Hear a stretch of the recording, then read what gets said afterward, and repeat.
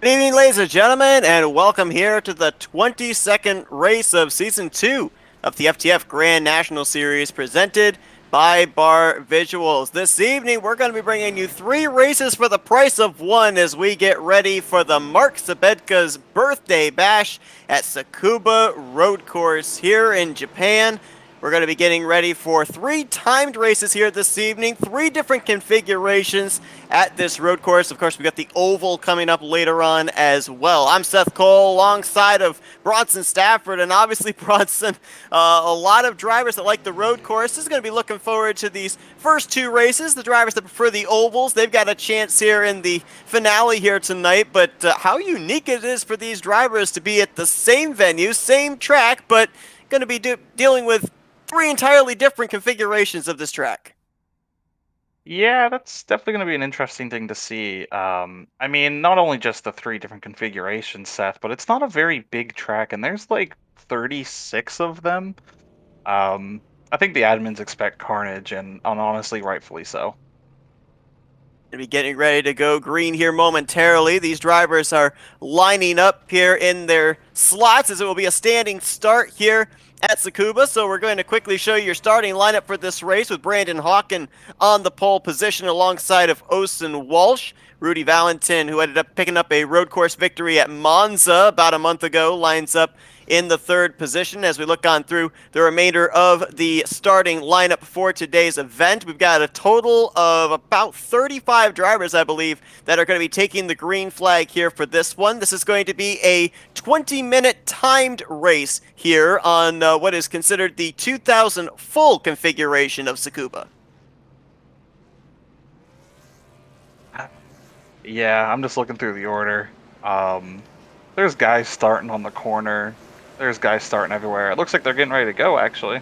There it is. Green flag is in the air. Tires spinning as they all try and get up through the gears and get underway here in the first of our 3 races in the Tsukuba Nationals. Brandon Hawken going to lead them into turn 1. They're 4 wide back there. That's Rudy Valentin that got off course back in turn 2.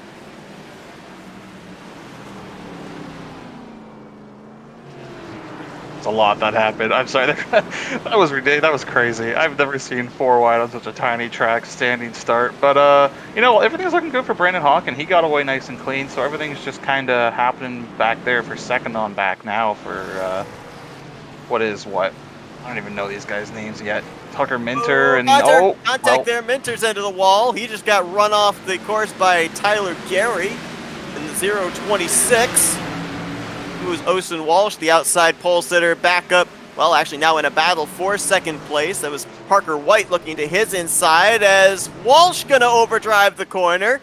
He's going to hit the outside wall. There's no safer barriers here. These drivers are going to have to deal with quite a bit of damage if they sustain any during the course of this race. Yeah, it was a good hit for Walsh. It looks like he just got wide and lost it from second. So what? That promotes Parker White now ahead of Jonathan Oates and Sean Butler side by side with Blake Reynolds. So I think it's going to take a couple laps, maybe for the field to sort out, see where people are going to situate themselves and who's going to keep spinning off the track or whatnot. But everything's smooth sailing for Brandon Hawken. Parker White seems to be settling into 2nd place. I noticed right off the start, Mark Sabeka actually had a giant accident and was stuck in the pit lane. That's the way he wanted to get his birthday bash race off to, obviously. Some other drivers that I know had some issues at the start. Noah Carmichael was actually back there spinning out when Rudy Valentin had his issues in the first couple of corners, and I believe Victor Valle had a little bit of an issue as well back on the first lap. Now, you'll notice up on the ticker where we show the laps to go. This is projected laps to go. It is a 30-minute timed, or 20-minute, sorry, timed race here in the first event. The 19 laps to go is projecting the amount of time it takes for them to complete a lap here, as opposed to that 20-minute 20-minute time limit that these drivers have. It's basically the ticker predicting how many laps there's going to be to complete those 20 minutes here for the first event. Yeah, that's another interesting thing to notice. It's only a 20-minute time race. They're doing about 59-second lap times, maybe a minute or so, depending on who's the driver. So that's pretty accurate, about 19, 20 laps on the race, which you know, that's not a long race at all for a little track like this, but plenty of stuff has already happened, that's for sure. Switching through again, looks like Robert Dorman's off the track again. He'll be coming up to get lapped here soon already by our race leader Brandon Hawken. Looking at a battle here for the third position. That's our points leader, Jonathan Oates, trying to hold off Blake Reynolds. Keep an eye on this 62. We've been used the last couple of weeks of seeing Brian Mercurio piloting this 62 machine, and he's been to victory lane a couple of times as well. Blake Reynolds taking over the driving duties out of the Speed Inc. Toyota Supra, and a reason why you should keep your eye on him is because out of the 5 victories he's had here in the Grand National Series this season, 3 of them have been at the road courses: Road America, Circuit of the Americas, and Spa. Yeah, Blake's a good road course racer. He's already worked his way up through the field. He's already in the 3rd position now. He's got a decent gap to go to catch the top 2, but you know, is no mistakes or whatnot, he can do it. It's funny you mentioned Brian Mercurio. Normally the driver of that, he's actually in the 25 car this week and is right there in 6th position, so still running good even in a different car. Yeah, when we talked to him last week, he said, I'm pretty sure Blake's going to be in the 62, but I am going to find a ride, make sure that I am in that event, because he wanted to be able to take part here at Tsukuba, and right now holding down a good spot inside of the top 10 in the 6th position. A guy that's just ahead of him is the 32 of Sean Butler. Butler is still looking for his first win on the season, but there's only a handful of races left here for the regular season until the playoff grid's put together, so guys like he and Jonathan Oates, they're obviously trying to get themselves into the hunt for a playoff spot. We've got a driver in trouble towards the back. I just noticed that Justin Malello had a bit of an issue, going to drop quite a number of spots, possibly outside of the top 30 as he's battling there with Rich Jameson. And you know, we were told here, obviously, with road course rules, Bronson, about the fact that more than likely, unless there's a huge major incident that takes place on the track, we're not going to be seeing any full course yellows coming out. So for all these guys that are making mistakes early on, is 20 minutes enough time for them to be able to recover and at least gain back a portion of what they lost? If you have the pace, you can definitely still gain back some spots, gain back some positions, general time just as the race goes on. But no, 20 minutes is not a very long time. It's only about 20 laps.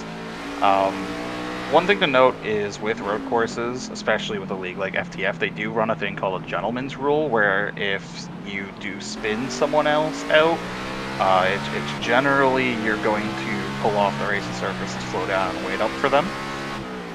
I don't know if there's a penalty for failing to do so, but typically that's a thing that FTF is really good with, is a gentleman's rule agreement for road courses. Good battling back here from, I believe that's 4th place to around the 8th position. Alan Balanchino holding down that 8th spot, looking back to the 71 of Chris Wetz. At this point in time, our ticker was going to show you 2 different things, and it will actually be doing it back when we get to the second event. We're going to show you the number of projected laps as well as show you the timer ticking down here for the 20 minutes. So for this first race, I'll just keep you updated of where we're at. Right now, we are approaching 13 and a half minutes remaining in this first race, and right now, you mentioned it earlier, but it's even more so now. Brandon Hawken has set sail. It is over 5.5 seconds back to second place, Parker White. Yeah, he has a big lead, but the lap times are pretty close between them two. This last lap, for example, they both did a 57.4. So they are lapping about the same speed. It's just, I think Hawken was just able to, you know, with that pole position, just get a good start, get away from all the carnage, and you know, I'm pretty sure Parker White started 4th, so yeah, he had to, you know, he had to pass some cars up, avoid some carnage going on around him, and that just allowed Brandon Hawken to absolutely pull away at the very get-go. Brandon Hawken, of course, runs full-time in the FTF Cup Series, where he is battling for a playoff position. He's 5th in the overall standings, has a victory as well, which was at a road course Sonoma, so no surprise to see him doing well here at Tsukuba. And even when we saw him running a number of races last season in Season 1 of the FTF Grand National Series, he was very good when it came to the left and right-hand corners. So Right now, just setting sail, trying to hit his marks. Parker White in the second position. Blake Reynolds has managed to now move up to third, albeit 9 seconds back behind the race leader. Jonathan Oates in fourth, and Brian Mercurio currently holding down the fifth position. A couple of drivers I've noticed that aren't necessarily struggling, but they're not necessarily up inside the top 10 as well, and there are a lot of guys that we talk about around the cut line in the playoffs, drop back to 15th and 16th position where you find Ryan Araki and Nathan Rabideau. So, I mean, Bronson, you come into a race, you've only got maybe, I think it's 6 races after tonight, 5 or 6 races until the playoffs begin. Maybe not the best at road courses. These guys are in survival mode, so what's some of the things you kind of tell yourself coming into this race to do to make sure that you're at least going to leave Tsukuba with the best possible points you can? No mistakes. Keep the car on the racetrack. Don't get the grass. If you get the grass, you're probably going to go to the wall since it's not too far away from the racing surface at a track like this. And, you know, just keep it on the track. Avoid the lap 1 carnage, which they've done good to do. You know, 15th, 16th, whatever. It's, you know, they're in the top half of the field. That's good. That's decent enough. Just keep the car on the track, keep it clean, and try and finish the race out where you were running. You know, don't battle someone if you don't have to, or just anything really. Just kind of escape the night with what you can get.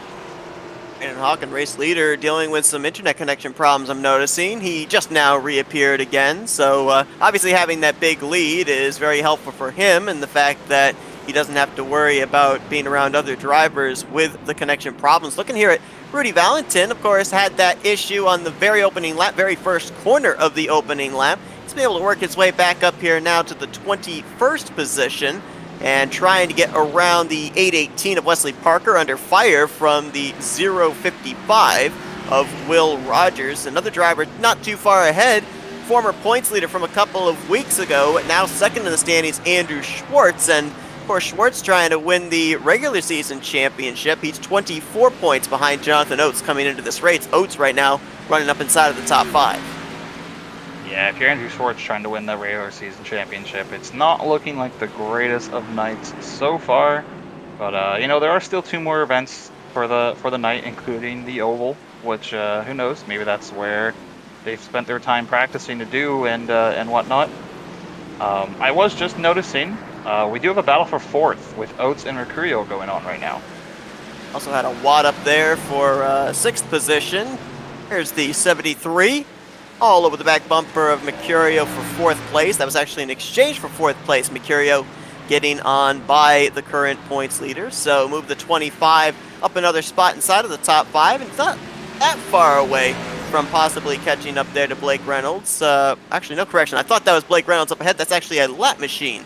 So, yeah, there is actually some distance between 3rd and 4th place. And Mercurio got a long ways to go before he can try and crack into the podium. We actually have now crossed into 9 minutes remaining. We are into the second half of this race officially, according to the time limit. It's going by really, really quickly. Interesting to note, Brandon Hawking has really fallen off on lap time. The last lap alone, Parker White chopped almost half a second, and Blake Reynolds chopped about 7/10 off of the lead. There is enough time for Blake Reynolds. If he does that pretty much every lap, he could potentially get there. If White can do that every lap, he will get there, and we would have a battle for the lead going on. The interesting thing right now, too, is Brandon Hawking is about to hit some more lap traffic. That looks like they almost just had a wreck in front of him as well. Justin Malello, David Cabrera, and Rich Jameson, who are all in the tail end of the lead lap just ahead of him. Going back to your point there about the ground that 2nd and 3rd gained on Brandon Hawking, is that related to the connection issues Brandon Hawking was having, or did he maybe back his pace down here trying to preserve his tires? Well, looking at lap times now, this lap, Hawking was able to stretch it back out, so maybe he caught traffic in a bad corner and just had to really slow down, because he did a 58.0 to Parker's 58.4 and Blake's 58.3. So I think maybe he just had traffic at a bad spot. But regardless, he's getting through this lap traffic good. He's clear of them now for a little bit until he gets up to Robert Dorman and Kyle Short just ahead, entering that last long right-hander before start-finish line now. So he's got a little bit of a gap. Parker White's going to have to navigate through the same lap traffic, and it looks like Blake Reynolds is actually running down Parker. And now only about 2.5 seconds behind Parker in that second spot, so that might be our closest battle up at the front here momentarily. As we're riding on board here with Brandon Hawken, who is pulling up to the back bumper. I believe that is another lap machine. That's Robert Dorman there in the 46, who's actually going to go off the course there. I don't know if he was trying to get out of the way of the leader or not. Something happened to Jonathan Oates. He was running in fifth position behind Mercurio. He's now 11th behind Nate Stewart. Like he's fallen outside the top 10. So something happened that last lap. A 1:06-minute lap time. So yeah, he was about 7 seconds off the pace. He must have gone off the track somewhere. But he's outside the top 10, and now that looks a little bit better if you're Andrew Schwartz.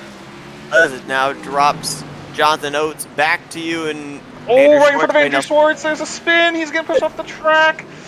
Ooh, that was really close. He somehow held on to that. Looked like Ryan Narwaki kind of got a little sideways through the corner there with the, the 93 of Rabideau. So Schwartz picks up a couple more positions there, almost at the cost of his race car.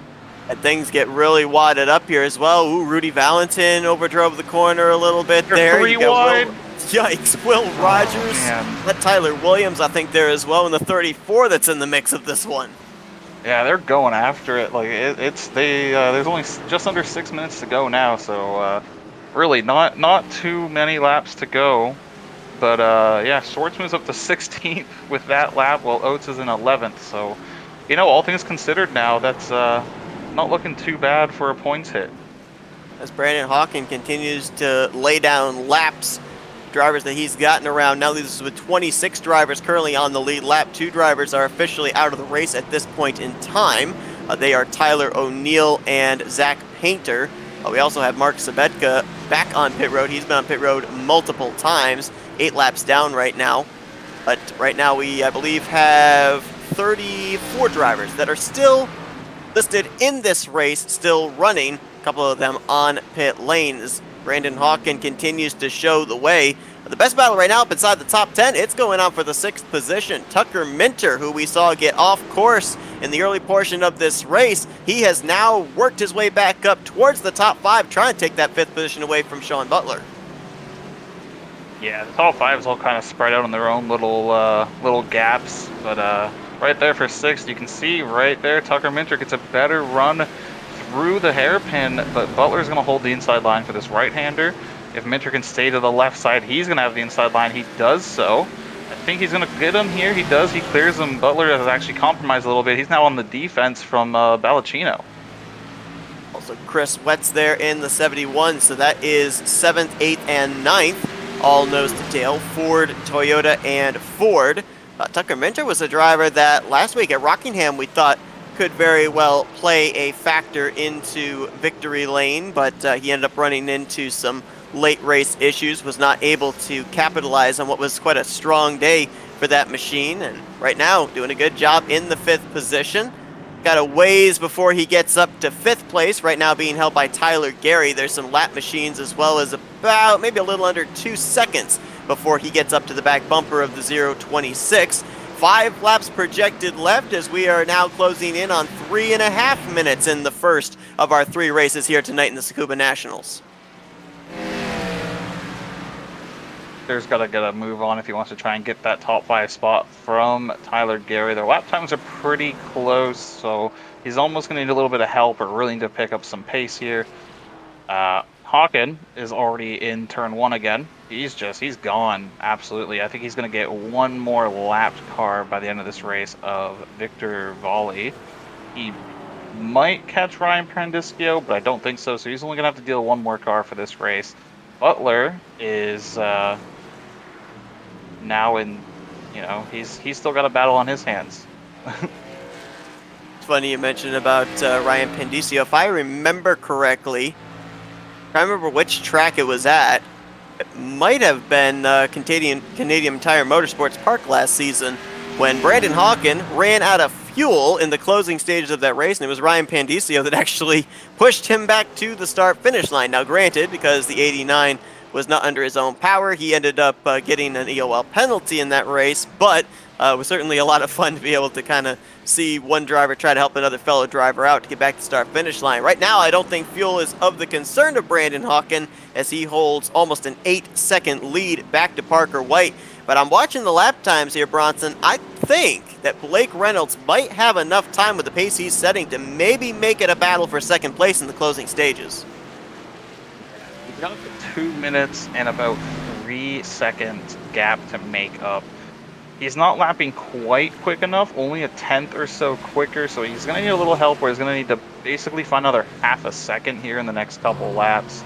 But, any little mistake by Parker White and Reynolds is going to be all over him for second position.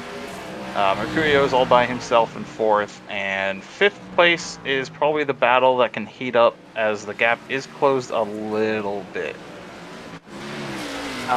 Gary actually has to avoid the 53 car of Malillo almost spinning right in front of him. That might cost him a little bit of time and bring Tucker Minter even closer to that top 5. Yeah, last time I looked, just before that, was 1.7 seconds ahead of Tucker Minter. It's now been closed down to about 1.6, so about a 10th gain there. Look at Justin Malillo making moves back there. That is for position for the 53, trying to work his way up the running order. I believe that might have been David Cabrera that he was going on by for the 28th position. Now Tucker Minter is going to dive to the inside of the 53. He wants to get up there to Tyler Gary for that top 5 position as 1 minute remaining.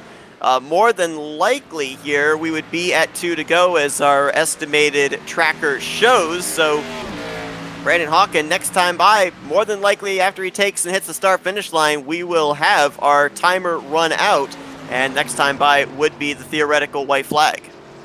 Hawken's coming off the last corner right now. And he's going back into turn 1 now already with about 30 seconds to go. So he's long gone. I'm not sure. I don't think it was the white flag. I didn't see anything pop up for it. I don't think it was either. I think that the next time by will be the white flag because he had already completed that lap and started the next one when the time ran out. Yeah, so he just about was able to, back the pace off and get the lap there. But, Hawken's absolutely gone as long as he just keeps the car on the track. He's got an easy first event win over White and Reynolds, who, the positive thing is going to the next event now, although it's a slightly different layout, not very much different, but a slightly different layout. These guys, Parker White, Blake Reynolds, Brian Mercurio, what can they do? They kind of know where Hawken was strong and where they can get him. Well, I think that actually was the white flag, apparently. Brandon Hawken giving a clear indication there as he was sliding off the corner there in celebration, so... Yeah, he's sliding it through turn 1. I was of the assumption that if we ended up still having the timer going, the next time around was the white flag, but apparently since there was only a handful of seconds left when he hit the line, that was the white flag for Brandon Hawken, so he officially wins the first of the 3 Tsukuba Nationals here tonight. Yeah, he's having fun now, sliding the car around. Alright, so for the timer thing, then yeah, that makes sense. If you go to start a next lap and there's less than the time left of what it takes to do a lap, it will for the white flag. Sometimes iRacing doesn't do that, but it did for this time. So Hawken gets an easy win over White and Reynolds, but that's some... okay, I just switched to Mercurio real quick and saw some cars flying through turn 1. Drivers knowing how to finish in style as Brandon Hawken going to come back off the final corner, and now he'll use some burnouts here on the front straightaway, celebrating his first win of the season here in the Grand National Series in the first of the 3 Tsukuba National races. Parker White second, Blake Reynolds in third, Brian Mercurio fourth, and Tyler Gary going to complete the top 5. We'll take a look here and show you the finishing results from this first race. And you talked about Jonathan Oates having his struggles falling outside the top 10. He was able to at least battle back for the 10th position because he and Andrew Schwartz, they're continuing to mix it up there for that regular season championship, which of course pays big dividends in terms of bonus points heading into the playoff grid. Yeah, Schwartz got a lucky break with whatever happened to Jonathan Oates. I didn't quite actually see what happened, but he did have an issue, and only finishing 10th when he was running around 5th or 6th Swords was able to get 16th. That's not as bad as a hit as what it originally would have been. So damage limitation for Schwartz to try and get out of this race weekend and go to the next races and try and get that points lead back. Well, as mentioned, it's the first of 3 races that we're going to be having here at Tsukuba. And so we're going to be swapping over to the second race momentarily. Let's see if we can go down to victory lane here real quickly and talk with our winner, Brandon Hawken. As we might not actually have him available for an interview. Yeah, I don't see him anywhere. I think maybe Yeah. they'll try and save it for after the third race, or I'm not sure. All right, so we'll see if we can, maybe if he's in here after the second race, we'll see if we can talk to him, and maybe he'll end up winning the second race as well. So we'll just talk to him about the 2 wins.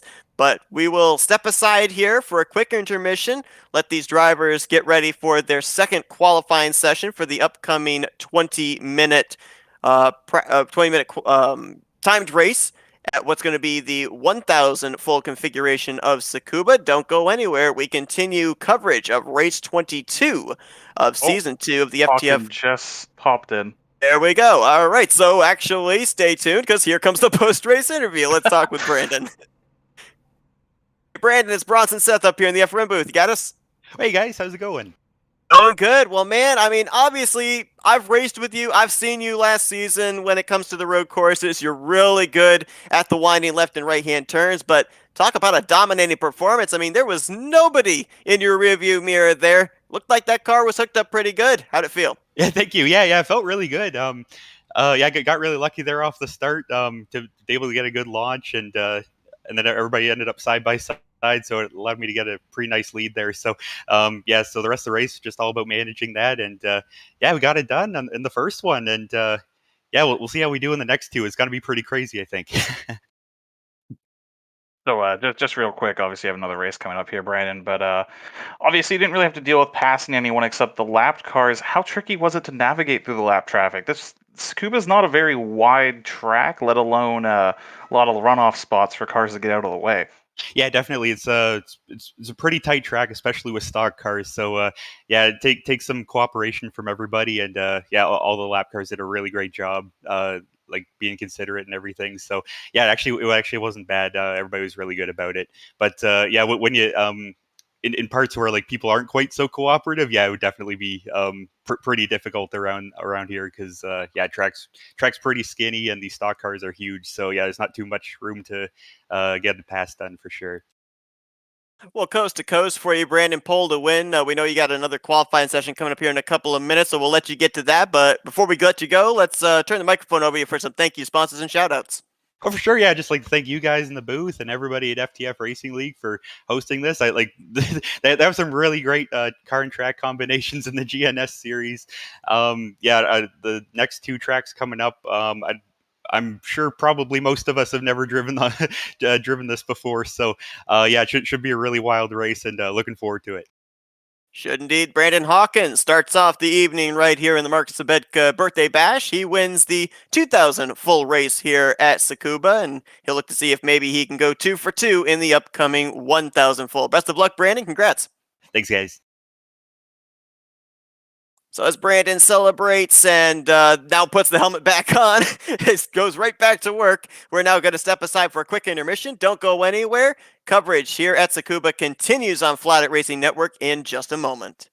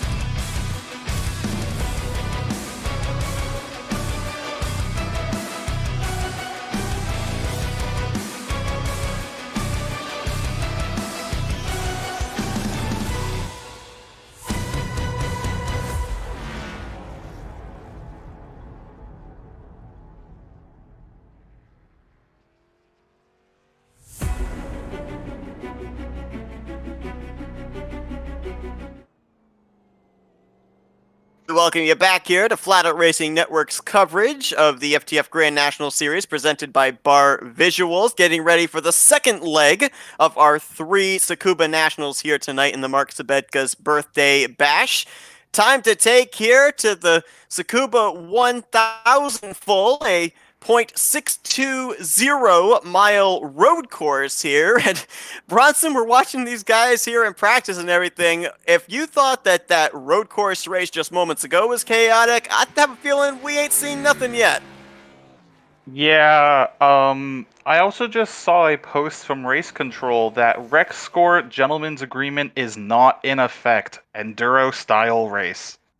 Ooh. And it will be standing start here as well, as on the pole position looks like it's going to be Brandon Hawken once again in the 89, alongside of Osen Walsh. Brian Mercurio and Blake Reynolds going to make up row 2, and the top 5 going to be completed by Tucker Minter, and we're going to have standing starts here again as well. Yeah, this is gonna be an interesting one. This is a small track, very, very small. Yeah, Race Control does say there is no rec score, gentleman's agreement not in effect, no faster pairs, although they will throw you out if you do anything outrageous. And apparently Race Control says there is no standing start, so the pace car is going to lead them to the green. You can see it on the track. So there will be a pace lap before they get going.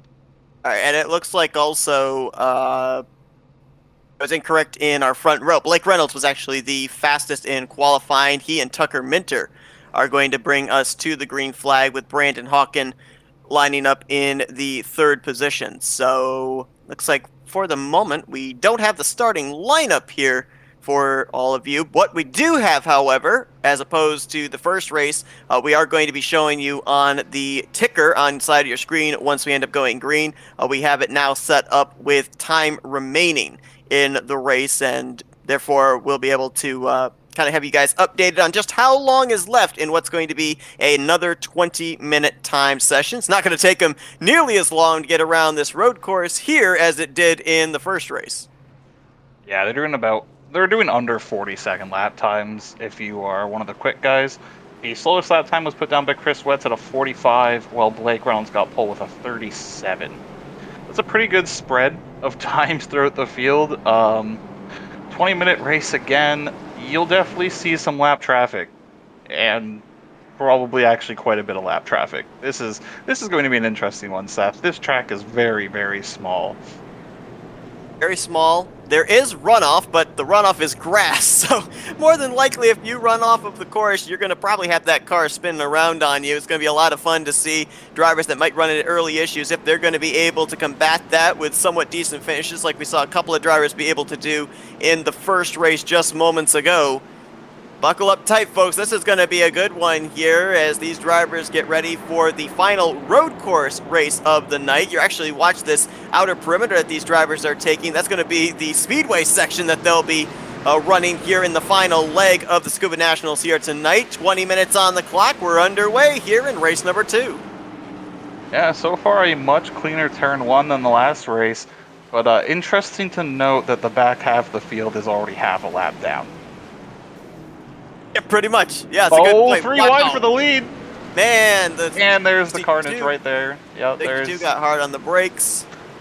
There was a little bit of a wreck with 2 drivers into that first hard braking zone. Someone is off of the track. Jonathan Oates was one of them. I think Andrew Schwartz might have been involved. Oh, there's Robert Dorman going off the track. Chris Wetz with an issue back there. Right now, Brandon Hawken trying to reel in Blake Reynolds and Tucker Minter. We're going to drop back here into the mid-pack area because this seems to be where a lot of drivers seem to be having some issues. The front half of the field's being pretty good. The second half looks like they're trying to not step over each other right now, which I honestly, I don't know if you can avoid that, in all honesty. Oh, who's that? The 38, I believe, just went around just before the braking zone. Doesn't actually collect anyone, though. That was lucky of him. But they're hitting the first braking zone while the race leader is already at start-finish line. We're going to hit lap traffic in the matter of a couple laps at this rate. A couple of drivers. The 02, Ryan Nowacki off the track. He just Jack gets back Painter on. in the 22. He's off course there. Boy, oh, look at there's 77 the goes Mark up. Sebeka. Oh, is that so? Yeah, Mark Sebeka in his own birthday bash. My goodness, everybody having some difficulty keeping it there on the racing surface. Got to have your head on a swivel here to see who's in trouble and who is not, as up at the front. Like the top 10 have gotten themselves all for the most part kind of single filed out and slotted into their positions. Things are wadded up mostly from about maybe 13th, 14th position on back. Starting to spread out pretty good through the top 10, and yeah, the closest battles are really, what is that? The 70 as he goes around off of the nose of the 031. Tyler O'Neill and Alan Ballacino get together. Mark Sebeka gets caught up again. The 77 and the 54 get together. Oh, man. 46 is off the track by himself. Yeah, saw Dorman off the track. Oh, he's hitting pit road. He and Rich Jameson had actually gotten together. And gotta wonder here, I mean, let's take an onboard here with Ryan Mercurio. There is the tail end of the field, maybe about 2-3 corners ahead of him. You talked about how quickly the leader is going to be reeling in lap traffic. Well, there they are. Yeah, you can already see them everywhere. It's going to look like a real enduro race, where there's not going to be a single spot on the track where there's not a race car. Sebeka hits pit road with his machine, as does the 54. I don't think these guys would have to pit during this race. It's still only 20 minutes like the last one, so they should be good on fuel for that long. Right now, top 4 have got themselves all pretty single filed out. Reynolds, Minter, Hawken, and Mercurio. Alan's going to be for the 5th position. That's where Tyler Gary, who finished 5th in the first race, is hounding Osen Walsh, and might have actually gotten into the back of him. I'm noticing that there's 2 particular areas here in this road course where it's a super heavy braking zone. Yeah, after the long sweeping right-hander, which, pretty much we'll call turn 2 into the heavy braking zone, and then right into the second to last corner is a heavy braking zone. Everywhere else it seems like you're not really getting much speed to begin with. And then, it's just kind of letting the car kind of coast around it and settle down. But, yeah, there's still cars. The 46 is off the track again in the last corner. 78 of Rudy Valentin had an issue right there. He, of course, his trouble started back in the first race, turn 2, lap 1. And already in with an issue here. Oh, someone just up ahead there, and that camera shot kind of curb hopped there. I think they kept it on track. Couldn't tell who that was, though. Oh, someone's around in turn 1. It looks like Mark Sebeka. Yeah, he gets going again just before the braking zone with some traffic coming. Now, Blake Reynolds is going to hit lap traffic in the next lap or so. He's already at the back of the field. When you were talking with Brandon Hawken after he took the checkers in that first race, you were talking about the inability of room for drivers that are about to go a lap down or slower machines to get out of the way. It looks like the same case here. I mean, where in the world do these guys like Jameson and company, where do they go with the 62 breathing down their necks? Yeah, not a lot of room here. I think you just have to, if you're Blake Reynolds, pick your place on the straightaway as he does so here. There's 2 guys off in front of him in turn 1 across the track. Oh man, there's another guy off in the grass in turn 1. Reynolds has got 4 cars in front of him. Balancino might have been one of those cars in the grass there in the 70. Oh, another car off track there. That's the 46. Yeah. Somebody else was facing the wrong way. Reynolds has got cars all over in front of him. There's Sebeka just in front of him there. Keep an eye on the 25 of Tucker Minter, see if he can make up ground. Noah Carmichael. It's swung around the outside of, so Reynolds got about 4 or 5 lap machines between himself and Minter right now. Hot Minter through all this lap traffic. He's pretty much right behind him now on his bumper. So Reynolds has got through the traffic pretty well. Minter not so much. He now is actually, he has a race now for P2 on his hands with last race winner Brandon Hawken right behind him. Hawken almost had Sebeka into his left rear quarter panel there. Sebeka wanted to turn into that right-hander and almost made contact. Oh, there's the 46 off track again. Oh, and he's going to get hit from the 38. Oh, David Cabrera. Oh, they touch again. Oh, no. Oh, no. Oh, no. Well, that's Jameson and Sabetka with a lot of damage. Yeah, the 46 does not have a nose. Neither does Jameson. He doesn't have a nose. Oh boy. That last braking zone is proving to be very chaotic. I've seen a lot of cars go off. If I'm Blake Reynolds, I want to pass those two other cars in front of me and go away. But all things considered, I'm surprised. It hasn't been too bad. The leaders are getting through traffic pretty decently. Oh, And Malello couldn't slow down. Overshot the corner. I say that as Malillo literally just goes right into the side of the barriers. Oh, another one Looks like- back there. Is that 78 of Rudy Valentine, I think? Yeah, he's hitting pit road. It looks like the 46. Yeah, the 46 is still out there. 38's off the track in the last corner. Sean Butler's side by side with some guys through the last corner. Schwartz just got himself in a 3-wide with Jonathan Oates. Contact there for 4th place. Osen Walsh in the back of Brian Mercurio as they try and make their way around Noah Carmichael's 49. I mean, we talked about drivers that may not necessarily be comfortable at the road courses. Oh, Schwartz gets hit from behind. He gets sent in the back of Sean Butler. There's Sabetka. Oh my goodness, look at that. Spinning. Yeah, Sabetka was spinning already through the grass. Those two were taking two entirely different corners and met in the middle. Yeah, you know, I was worried about that with where the track winds up and where the traffic can go off. There's nowhere for them to go. The cars don't turn in grass. Someone else does it. You're just gonna hit together at the wrong part. That's unfortunate for Schwartz, though. He was right with Jonathan Oates for that, that points lead. Interesting to note, the top 3 are all clear of the lap traffic now, and I say that, but Blake Reynolds already has lap traffic in his front windshield again. That looked like that might be Sabetka again in the 420 machine, as we are, amazingly enough, after everything we've seen, we're not even halfway through this thing. We still got 11 and a half minutes on the clock as Sabetka going to turn off the driver's left, let Blake Reynolds on by. I mean, obviously here for these race leaders as well as just about everybody in the field, I talked to, we got a driver in trouble up ahead there. Couldn't tell who that might have possibly around been. Again in the last corner. Just as the race leaders come up, he's waiting in the grass, letting them go by. That's a good play on his part. Yep, that would have been the car that I saw, the green machine, as looks like Sabetka's road. Yep. Right now, with everything that's going on, we've got 20 cars, I believe, by my calculations, on the lead lap. And talked about drivers going into the first Tsukuba race, trying to deal with that race as a survival race, just keep the car on the track. I think everybody that took the green flag here in this one, race leader and last place car alike, they're all running this race with that goal. Yeah, it's this track is so much smaller than the first version of the circuit we just did, and it's really showing. Honestly, though, these guys are doing pretty good. Everyone's doing their best to stay on the track. It seems like there's maybe only the same couple guys that are having the issues, but their cars are also already pretty beat up. So at that point, it does get a little bit harder to keep control of that car and keep it on the track. But everyone's doing a pretty solid job given the circumstances with this tiny track.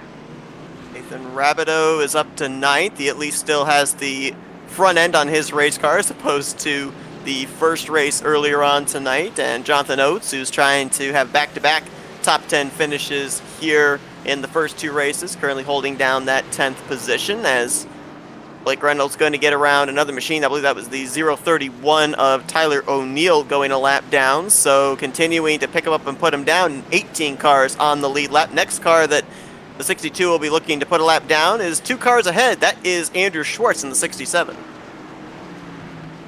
Yeah, it's never-ending passing right now for Blake Reynolds. Oh, someone just spun just before the braking zone. Indicio 63.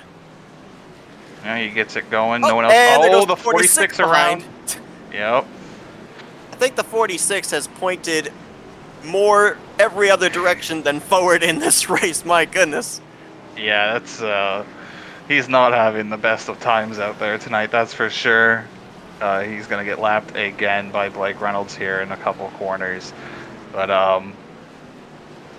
it's hard to pinpoint like what's going on. There's so much going on everywhere right now. There's a crash in the last corner with Sean Butler. Sean Butler.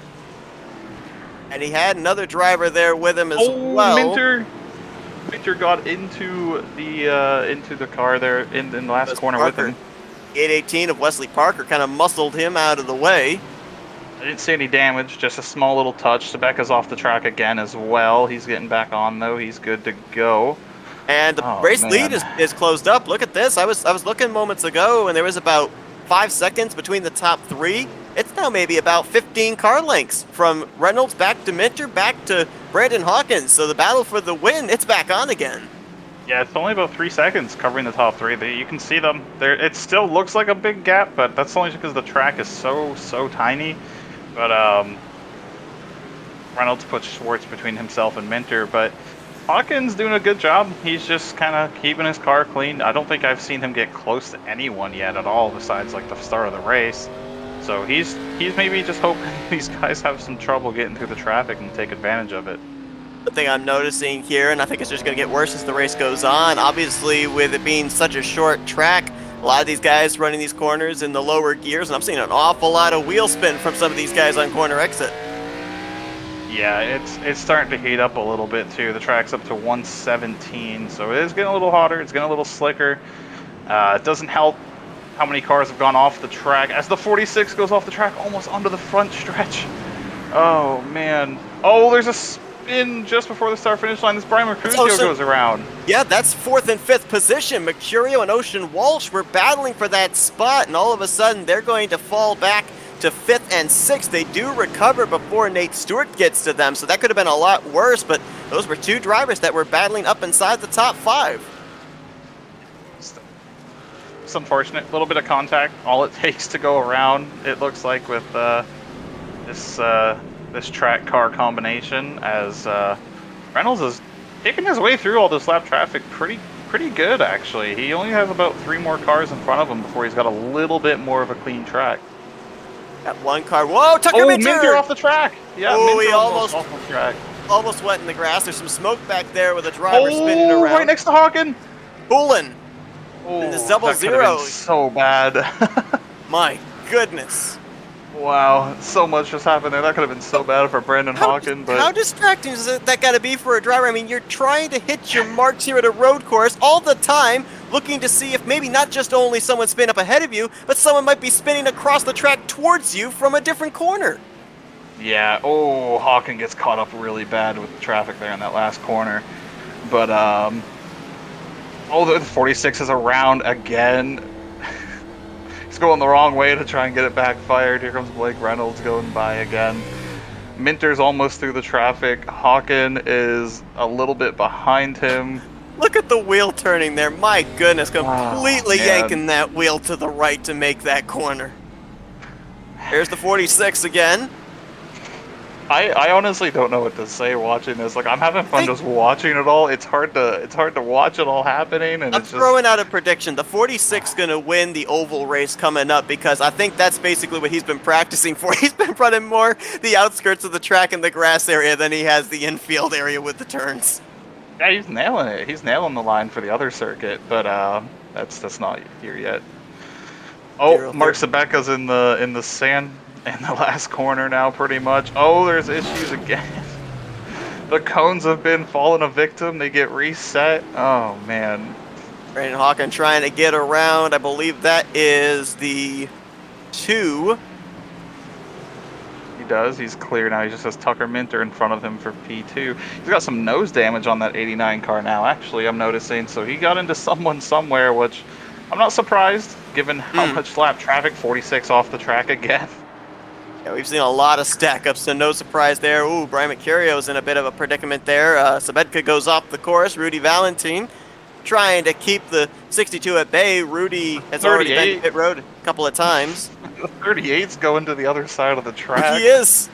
He's going through the grass. Oh, man. Like he skipped a couple of corners. Oh, Reynolds goes deep. He makes a mistake, gets a little bit off the track, able to recover just in front of Valentine. No time really lost, but he made a mistake just in the braking zone. That's really interesting. I think that's the same corner we saw Tucker Minter make a mistake a couple of laps ago, wasn't it?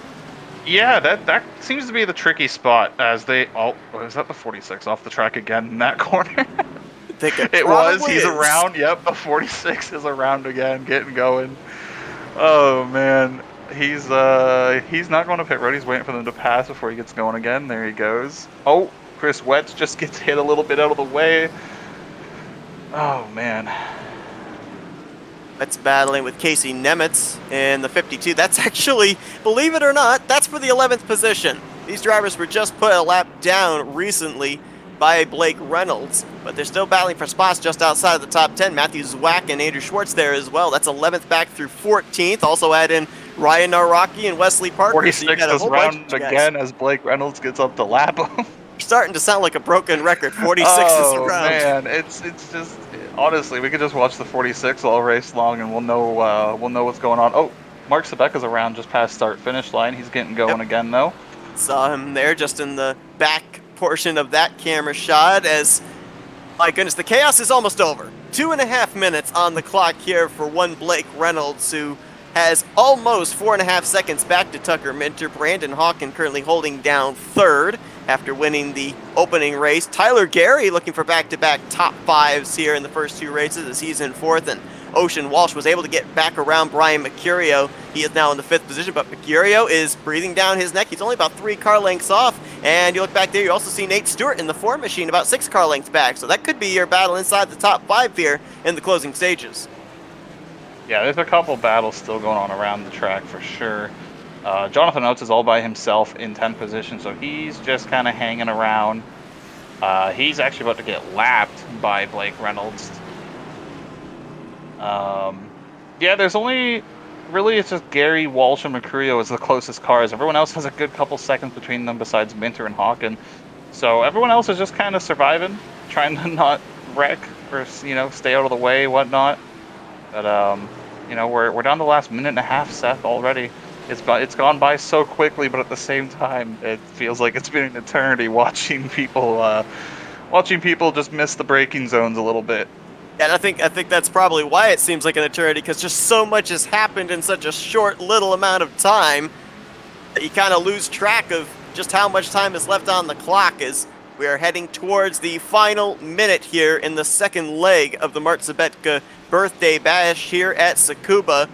Blake Reynolds continuing to show the way. He's not really put a wheel out of line, and you talked about, I think it's been the key thing in this race, the fact that he has been able to work his way through the traffic the best. That's Jonathan Oates just up ahead, who is running well in the 10th position, but he's in danger of going a lap down before this race is over.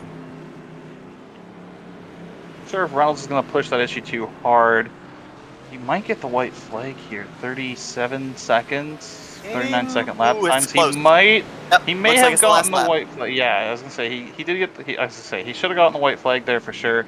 So I'm not sure if he's gonna try to put Jonathan Oates a lap down or not. He doesn't really need to. He's got a big enough gap back to Tucker Minter and back to Brandon Hawking. So he's probably just gonna cruise away, get the win on this second event here. But I'm gonna be honest. I don't know what the running order is outside the top 3.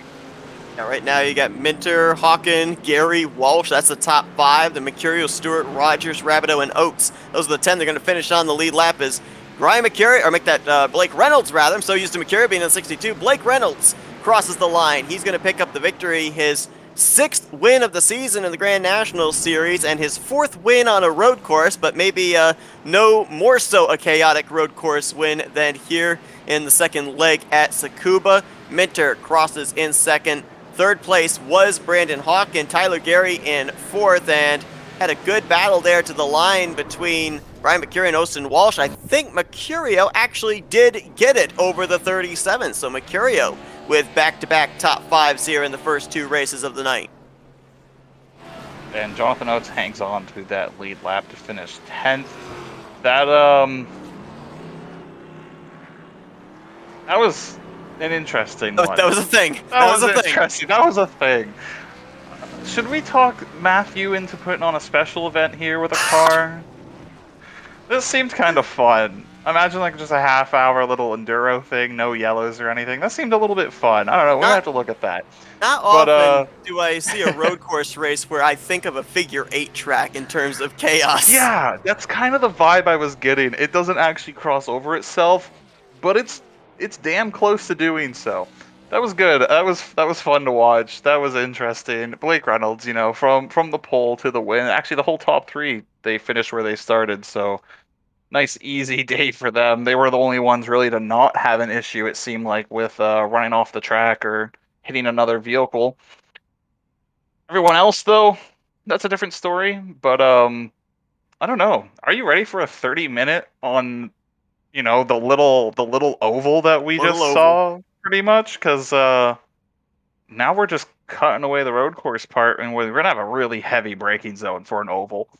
Yeah, that's definitely true, and not a lot of banking from what we saw there too. I mean, obviously, this is more so built for the road course, not really for speedway racing in terms of seeing some progressive banking, or at least banking of some kind for the car's right rear to be able to lean in on. Although I think in this case it'd be the left rear, since they're going to be going around in somewhat reverse order than we are used to. But yeah, I mean, they've got the road course racing out of their system. Still got a challenging, a little over half-mile speedway to take to here in just mere moments. And I also noticed here that, at least in this race, Andrew Schwartz keeping Jonathan Oates honest. Oates in 10th and Andrew Schwartz there in 11th. So even though Oates gained a couple of points on Schwartz in the first race, Andrew Schwartz at least keeping him within striking distance here in this one. We'll see if maybe he can reel in the points leader in the upcoming third race. But let's see if we might have Blake Reynolds available here to talk to post-race as he'll be getting ready for the third leg. Looks like we may not have him at the moment. Yes, we do. See if we can dial him up here real quick.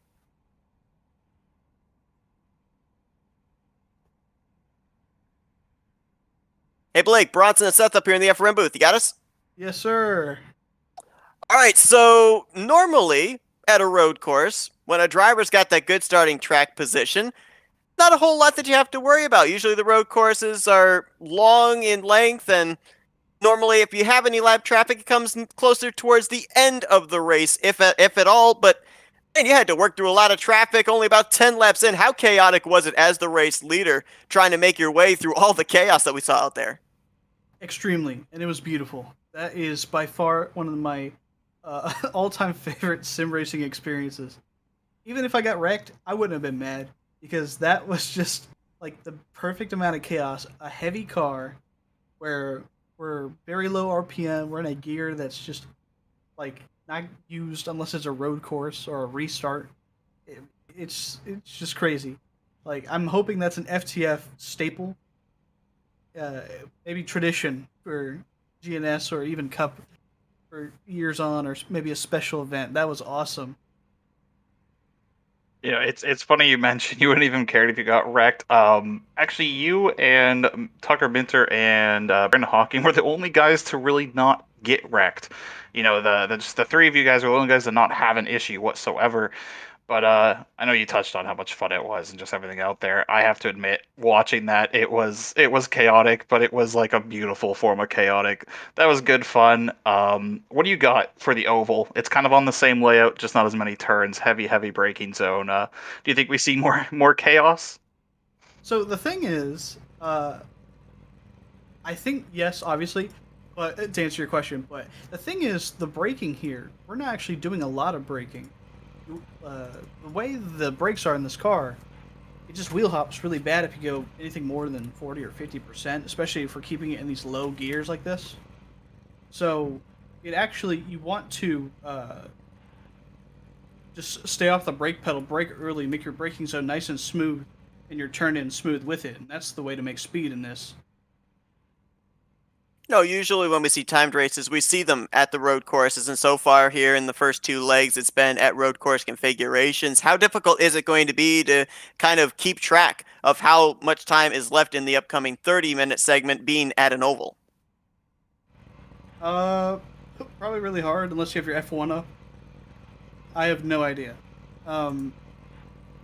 Yeah, I'll just when the white flag comes out, the white flag comes out. All right, well, Blake, congratulations on that victory there. Congratulations on surviving to be able to win that race after we saw just all those predicaments that you were in and able to get through them pretty well and relatively unscathed. Before we let you go and prepare for the oval configuration here in mere moments, we're going to let you do some thank you sponsors and shoutouts. Sure thing. FTF and everyone on the admin team for making this beautiful event, beautiful series. Obviously, I'm running for the Owners Championship for Speed Inc. And in the beautiful Barr visuals, number 62, I'm sharing with Brian Mercurio and Kyle Riley. And maybe some other guests you'll see later on the season. Maybe on an FRN race, maybe on an STN race, who knows? But yeah, just thanks for having me and y'all for broadcasting. Blake Reynolds picks up win number 6 on the season for the FTF Grand National Series, 4th at a road course. So congratulations, Blake, and best of luck in this upcoming short track race. Yes, thank you. All right, so once again, we're going to be just stepping aside for a quick moment, swapping over to that session as these drivers will be getting ready for qualifying for a 30-minute final race here in the 1,000 outer section of the Tsukuba Nationals. So don't go anywhere. We'll be right back in just a moment as we continue coverage here of the Mark Sabetka Birthday Bash in the Tsukuba Nationals for the FTF Grand National Series presented by Barr Visuals.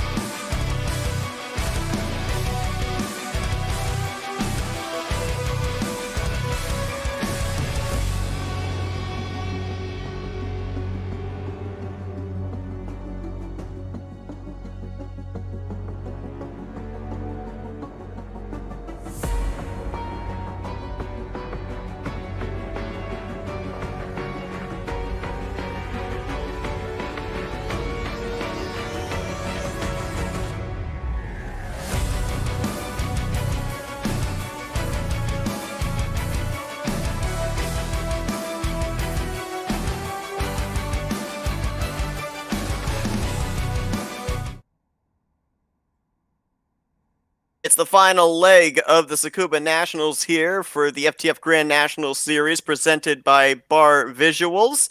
As we get ready now for oval racing after the first two events were at road courses. One a rather lengthy road course, the other one less than a mile in length. Now we run that exact same road course here, but the outer portion, the speedway section, a little about 6.2 miles, I believe, in length here for these drivers. And this time, another timed race, but we extended a little bit. 20 minutes in the first two stints, 30 minutes in this one, Bronson. Yeah, we got 30 minutes. It's actually exactly a half-mile oval, but a right-turning oval. And it is being ran like any other oval short track race. Cautions will come out for two-car incidents. Obviously, there's no more, no more just wrecking and driving away from it. It's it's back to a little bit more NASCAR-esque style, but turning right. And we have a couple of new names that have popped in here for the oval racing, as Blake Reynolds and Brian Mercurio, who share the 62. They are going to line up as the front row as we look through the rest of the lineup for this one.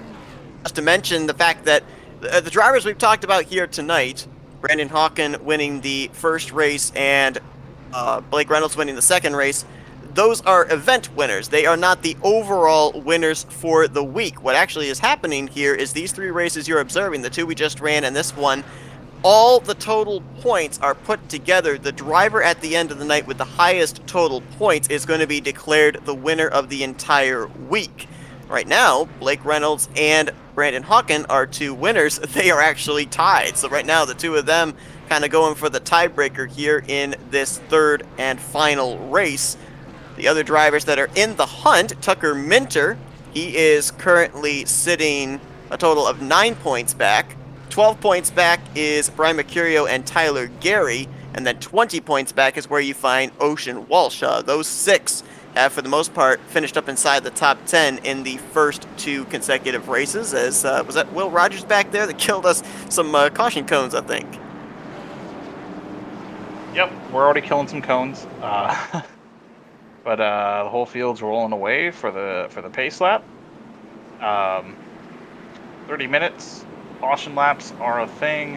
This is just going to be another really weird one. Right turning, heavy braking zone for the one corner as the Porsche pace car is off the track and the green flag's out.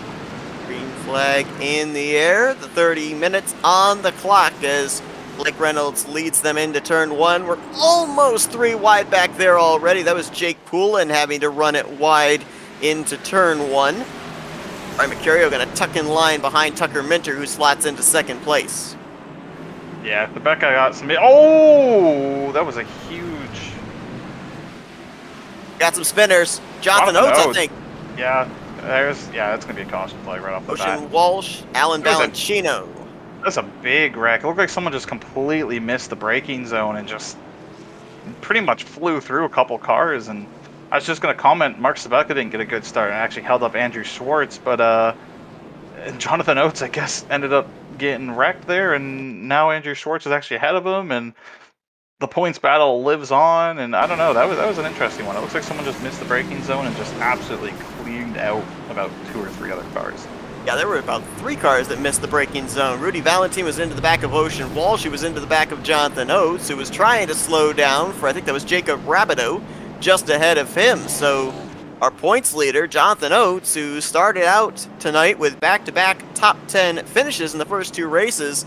A lot of front-end damage sustained early on in this one, and a lot of track position lost as we had 35 drivers take the green flag here in this third and final race of the night. Yeah, another really big field for what is a small track. You can see as even they're all caught up, basically.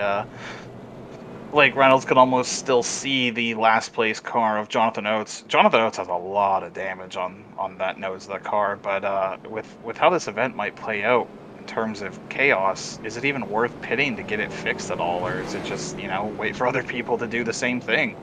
Yeah, I mean, I don't think you necessarily need to worry about aero dependency at a track like this. So, I mean, just as long as that motor's still running, I don't know why you would give up the time on pit road, potentiality of maybe losing a lap here with how short this track is, to come down and get that damage repaired, getting ready to double up. And we talked with Blake Reynolds just moments ago after he won the second stint of our Tsukuba Nationals here tonight, and I asked him about the fact of how difficult is it to plan for a timed race at an oval. You'll notice that we are under caution, but the ticker is continuing to tick down as we close in under 27.5 minutes. So these caution periods, they're definitely going to play a factor as well into just how many green flag laps we're going to get in.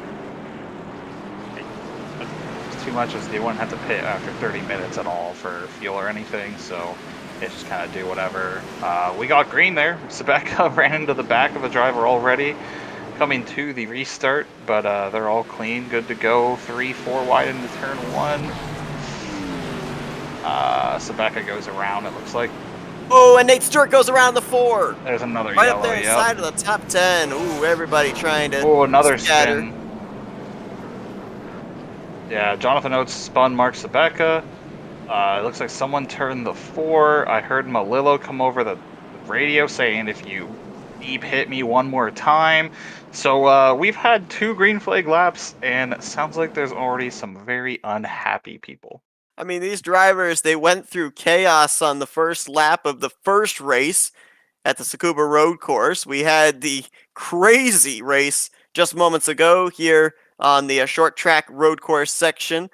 So obviously some drivers might be coming into the short track race just a little hot under the collar, and certainly short track racing, we know, does not necessarily bring out the best of a driver's disposition, especially when things are not going their way. Yeah, the 4 car looks like he is on pit road. Not sure. Yeah, he's getting some tires. Will he get out before he loses the lap, though? See, we're going to take a look, see what happened to him here. He's got to get going. He's just going to beat the pace car out. So, yeah, Wow. Oh. Ford never hit anything. Or nobody hit him, I should say. Thing just snapped around on him. So there was just a couple incidents all at the same time, and then they threw the yellow for it, I guess. Although Jonathan Oates did spin Sebeka in turn 1 on the restart.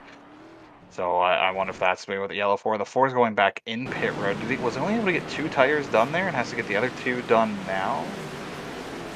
Possibly. I almost wonder if maybe there might be something a little bit more sinister. I don't know if maybe a mechanical thing on his end, hardware or something, because I mean, we've seen drivers go around in the corners early on, but they've had help. The 4 car had absolutely nobody behind him. That thing just snapped around on him there when he went into, I believe that was turn 3. Yeah, I wonder if he just had it locked up in the middle too much, or when he tried to get off the brake, maybe it got light on the rear end. But he did come back in and get 2 more tires on it, and he's catching back up to the field. The 07 was having some connection issues. The 38 just spun, trying to double up. He's now on the short road course portion of the track. He's rejoining in turn 1. Reynolds is taking out the cones, put them on the track. They're all for taking us. out the cones. I'm noticing just about everybody's trying in some portion here to take out some caution cones under these pacing laps. Green flag back in the air, so the cones get a reprieve for the time being. Sebeka is in the wall already and off the track in the last corner. It looks like he was trying to catch up and just lost it a little bit.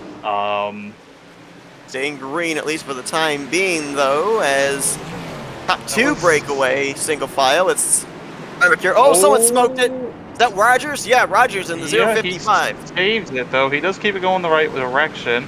The 46, and the 54 is around. Oh, Ryan Nowaki absolutely just plows into the front end of him. Doesn't look like a yellow. No, they're not going to throw it for that, just because the I only guess one he that was went facing the wrong way was the own. 46. Yeah, and he went Minter around on his own. But yeah, Minter going for the lead here on Blake Reynolds, and Brian Mercurio right there as well in 3rd position. That was a much cleaner restart than the previous ones. Oh, the 818 just lost on his own out of the last corner, as did the 55 of Will Roger. They both spun on their own. And looks like they both are going to rejoin the track Sebeka's with no caution rejoining the coming track. out. Sebeka rejoins the track just in front of the leaders. Out. Oh, that was really close by Mark Sebeka. Forcing them all to take the high road there around the exit of turn 4 as Mercurio now spin. go to the inside. Kyle Lawrence short, back there with an issue.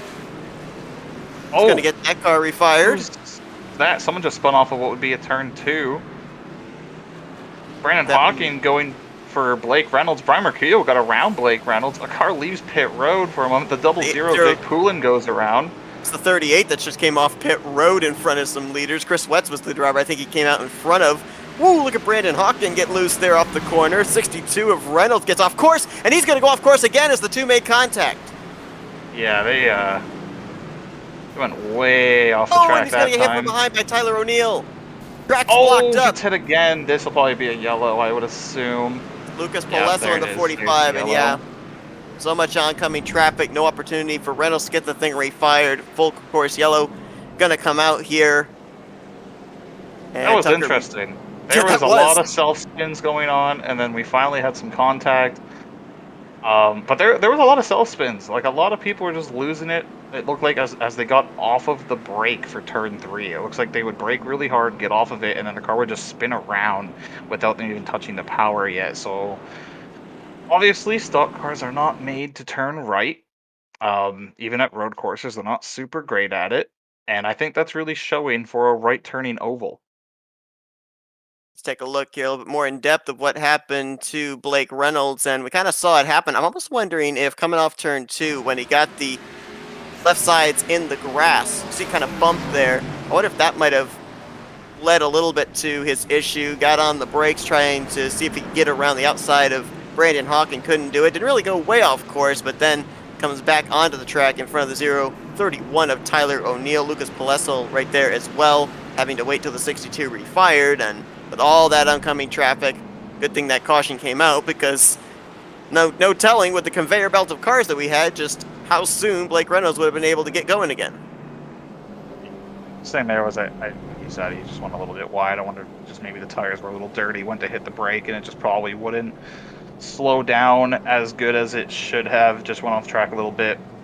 But all things considered, there was a lot of self spins, but that was a lot cleaner than the previous 2 restarts.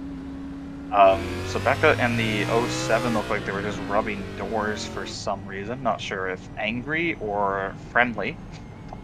But the 55 came in under that yellow to put some fresh tires on it, because why not? You're already at the back anyway after spinning. There's something going on in the front stretch here. Oh, the lap down car is getting out of the way, I guess, yeah.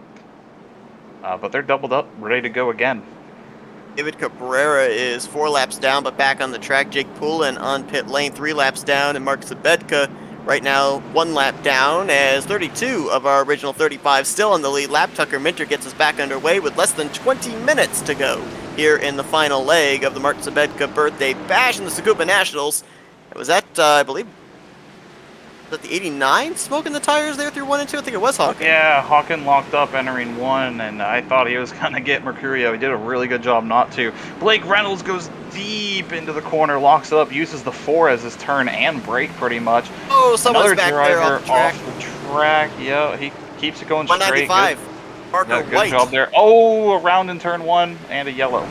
That's Wesley Parker, I believe, in the 818 that may have looped it around. Ryan Araki also with an issue there off of turn 1. Yeah, there's Caution a gonna lot fly more. again. There's a lot more radio chatter this race right now than there was Not in the surprised. first 2 of people not being too happy with one another.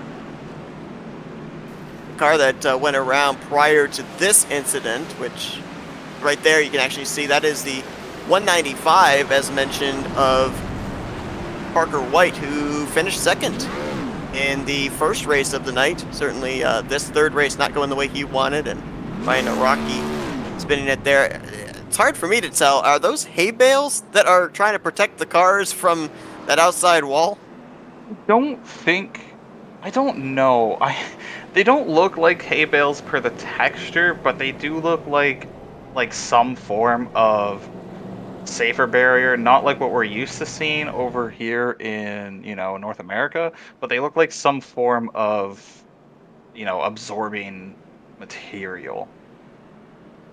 Because it kind of acts the same way as the tires are, I'm noticing. People kind of touch them and they kind of very lightly go in and then push back out of them. Sabeka gets waved around the pace car here, almost just runs into Brandon Hawking trying to get around.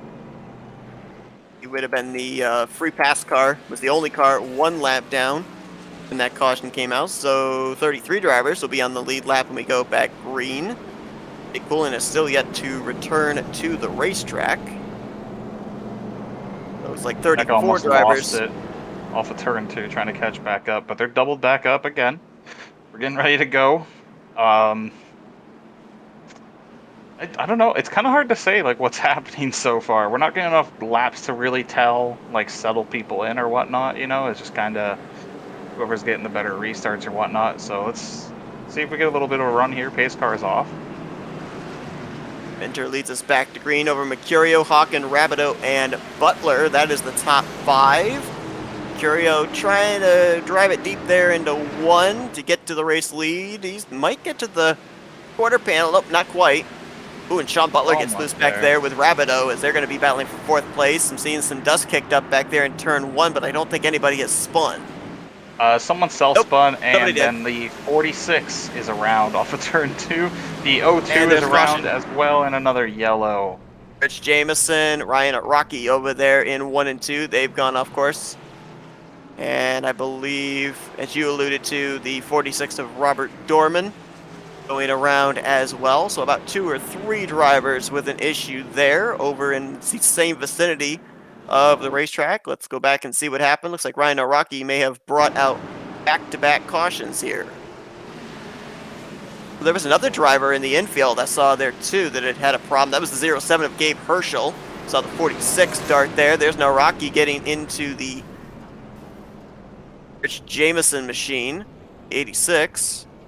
46 just nudged the 34, I think it looked like. I'm not sure what that was about. But, What happens to the pilot flying J machine of Mark Zabedka here? I think he may have just looped it around there trying to get on the brakes, trying to avoid running over Brian Pandicio. There's Dorman I have to looping it around by himself. I have to wonder if these cars just maybe aren't driving super great with how many self-spins we're seeing, just with off of turn 2 and pretty much like with turn 3 kind of deal with the heavy braking zone and whatnot. I'm seeing a lot of people just kind of spin around on their own. I'm seeing a lot of it just in every portion of the corner. We've seen drivers in the case right there with Ryan Araki, the back end stepping around. We saw Nathan Stewart actually have it happen earlier on entry.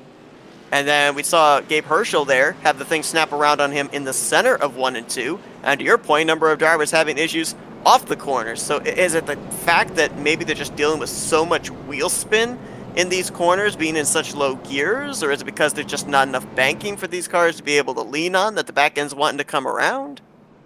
I don't think it'd be banking since they do flat tracks left turn, but I think it's more just maybe how the stock cars are set up, since all the weight for the cars are in the left-hand side with oval configuration, so they are quite literally turning against the weight of the car.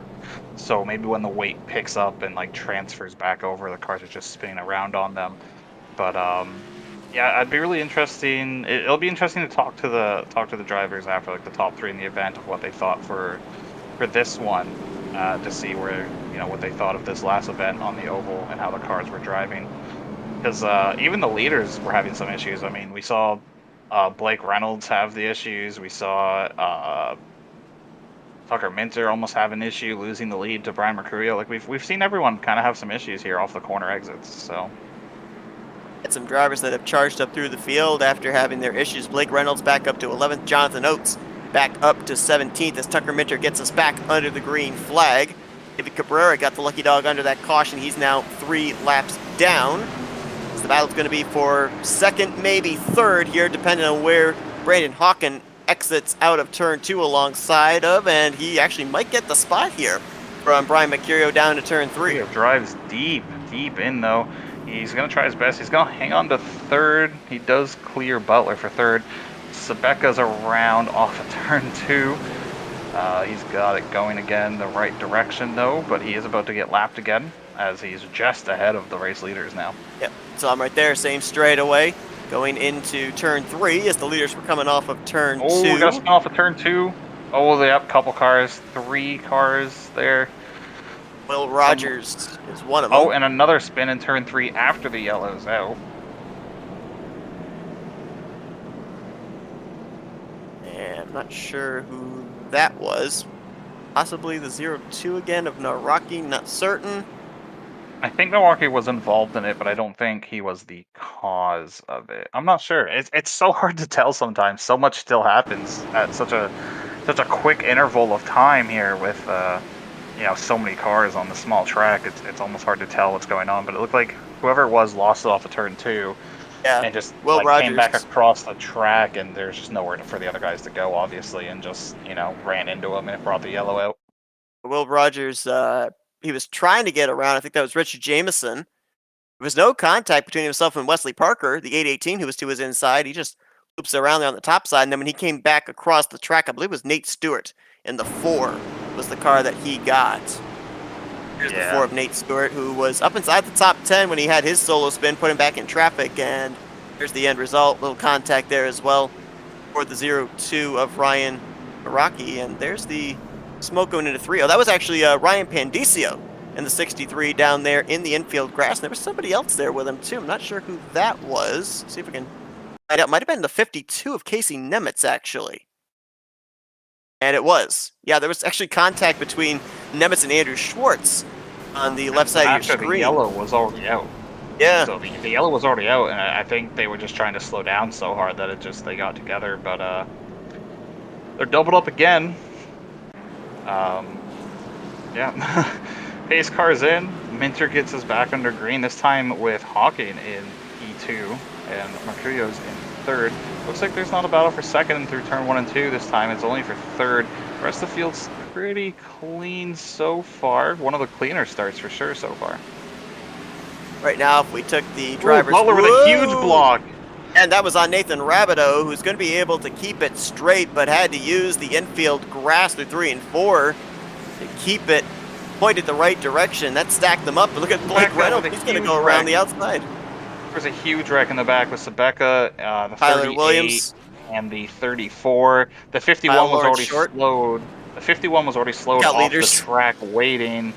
And then it just looked like with Sabeka and the 34 and the 31, they all just came together and right there as the leaders were coming. That was another quick yellow. Williams, Short, Sabetka, and Cabrera, I believe, with the 4 that were in that one. Let's go back and see what happened there. I think it actually might start a bit further up in the field, possibly with the 51 car. Let's see. Short makes some contact. Oh no, it was even further up there. Oh no, Short goes off the course. Oh, and then Sabetka just drives in, takes out the 38, who then in turn sweeps up the 34 of Tyler Williams. Yeah, the 38's coming to pit road now. He's got a lot of damage on the front end of that car. Watch here. This was a battle, not for position, between the 38 and the 34, and Sabetka got hit from behind. Someone, was that Rich Jameson that yeeted him midway down the back straightaway? I mean, he was sideways before he even got to the corner. He was not in control of his race car. Yeah, actually, Sabetka's going to get hooked by the 86 of Jameson as they were trying to avoid Justin Malello, who was going off the track. And that is what swept up the 38 and the 34.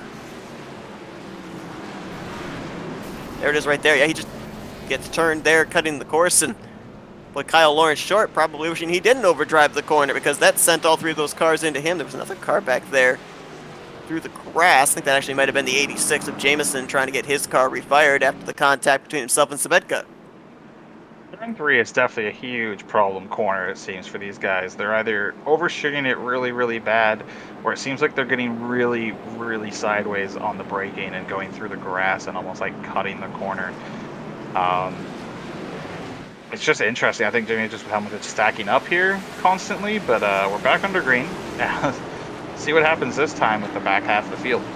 Closing in on 8 minutes remaining. We've turned a total of 40 laps. Lap 41 just went on the board there. If you're keeping track of how many laps we've run here under green or under caution, top 4, top 5 get single file. The battle's going to be around the 7th position. Nathan Rabideau, Tyler Gary, Chris Wetz mixing it up as Blake Reynolds has actually been able to clear all those drivers. Nice comeback for the 62, trying to crack back into the top 5. Reynolds is on it. He was really quick, though. I mean, he literally was the pole sitter and everything. So he's got the speed. He just kind of got out of shape that one time and just lost all the positions, and he's just been working to get him back. Just looking for the field consistently here. Everyone's doing a lot better of a job slowing down for turn 3, it looks like this time. Although Malillo in the 53 did just have a really big issue into turn 3 with a huge lockup. Doesn't involve anyone else, so we're staying green there. But yeah, it's definitely a problem corner. Tyler O'Neill looked like he might have had his splitter catch the grass there. Oh, we got a spinner. Wesley Parker, yeah. 818. All by himself. Out of harm's way. Yeah, all by himself as well, so there won't be a yellow for that one. He gets going. Leaders are already about to get up here and start lapping cars now. A look here from onboard of Andrew Schwartz going into that huge braking zone into turn 3. Looking ahead there at Nathan Stewart. That's Matthew Zwack there, also in the 18, just a couple of spots ahead. They're trying to make their way around the outside of Casey Nemitz. 53 with a big huge wad of cars. Not running to the back of Sebeka there, just in front of the race leaders. Oh, there's a spin in turn 1. 3 wide there in turn 3. Turn 2, 4 wide. The 818's around again. No yellow. They're going turn 3 now, 2, 3 wide, right in front of the race leaders nonetheless. Oh, man. Oh, my goodness. Look at this wad. Gracious. I think that might have been 54 of Zach Hudson. That was just ahead of those guys in the middle of that neon car. Oh, Ryan Pandicio off of turn 2. He spins to the infield grass and out of harm's way. Yeah, so we'll stay green for that all by himself there. Actually, correction. That was not Ryan Pandicio. That was Jack Painter in the 22. Oh. He and Pandicio. Actually, that's Pandicio back there having an issue on the front straightaway. He gets going again. Abe Herschel just in front of the race leader here. Oh, man. Oh, huge lockup by Mercurio. Sorry. He gets it slowed down before he running into Hawken. Man, it's when they get going here, it's really, really tight with trying not to run over each other and the lap traffic. Gorman gonna use that tiny little bit of runoff there into the turn 1 entry to get out of the way of most of these leaders. Mercurio moves into third. 2. Another car just ahead of the race leader. That's the 138, I believe, of Cabrera, who is multiple laps down. Ooh, Hawken with a big lockup there into turn 1. Keeps the car on track, keeps it going. Reynolds is up to 5th position as well right now. Problems for Tyler O'Neill in the 031. He keeps it going. I think he might have just gotten off track there and 1-2. Oh my goodness. Is that 54 jumping up in the air? There's another car that's disabled over in the exit of turn 2. No, correction, that was turn 1. It's Kyle Lawrence Short, I believe, in the 51 that ran into that problem. Seen some people off there a little bit. Looks like they're just trying to get. Oh, that'll be a yellow probably. No, maybe the 46 just lost off of turn 2 and took out the 818, but they're staying green. Staying green as he's able to get that thing refired. That car back there in the grass, that's the 54 that was just talking about. Oh, we got another Hudson. Spin off of turn 2 as well. And that's Ryan Pandicio in the 63. Oh, we got a spin in turn 1 Oh, look out, that's Kyle Lawrence Short again, right in front of the leader. My goodness. Oh, contact off of 2. Sebeka gets in there. They keep it going. Oh, man. There's stuff happening everywhere right now. Matthew Zwack right there in the 18. Something happened to him. I saw him actually run up inside the top 20 not too long ago. Oh, Sebeka's. Oh, my goodness, what is he doing? Oh. Just took out the cones and took the shallowest entry I think I've seen anybody take into turn 1. I don't know how he made the corner. Yeah, his car is wrecked. I think he's just trying to finish the race out, finish out his own birthday event. But that car is a little bit destroyed. Alpha the lead is on. Brandon Hawken within about a car length and a half of the back bumper of Tucker Minter, and a lot more traffic to deal with. That's Lucas Plessel in the 45, just up ahead. Ryan Araki, Casey Nemitz, all these drivers trying to stay on the lead lap, running just inside or just in the outskirts of the top 20. Hawken with a deep drive there into turn 1. He's all over Minter for the lead now. Here comes with, Mercurio. It's under 3 minutes to go.